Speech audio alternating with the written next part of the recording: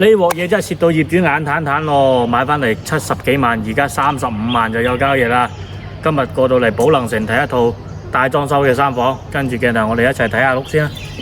大件及抵食啦！嗱，今日睇一套3房單位，帶埋裝修，35萬有交易啦。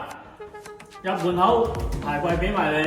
咁而家呢個盤咧就係寶能城嘅，咁佢而家呢個價位嘅話咧，對比翻9二城嘅話，你睇下你揀邊個啦。咁呢度嘅話咧，就全屋送埋嗰啲廚房幾件套啊，全屋空調俾埋你嘅。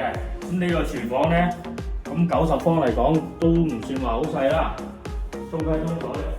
而且呢隻單位嘅話咧，佢係高層，可以望到西江，亦都可以望到艷陽湖嘅。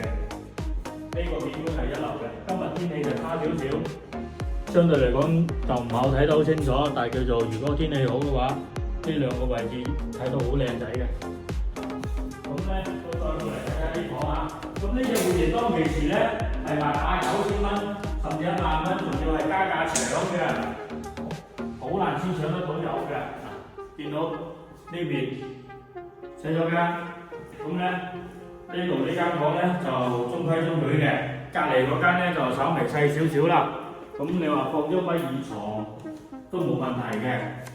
可以見到呢度嘅景觀亦都係非常之靚嘅，宣興中學、體育公園、體育中心，然之後喜來登全部睇晒。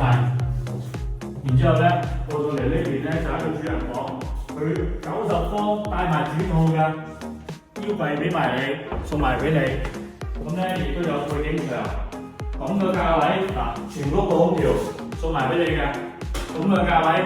性價比高過9二城嗰邊啦，如果係你會揀邊度啊？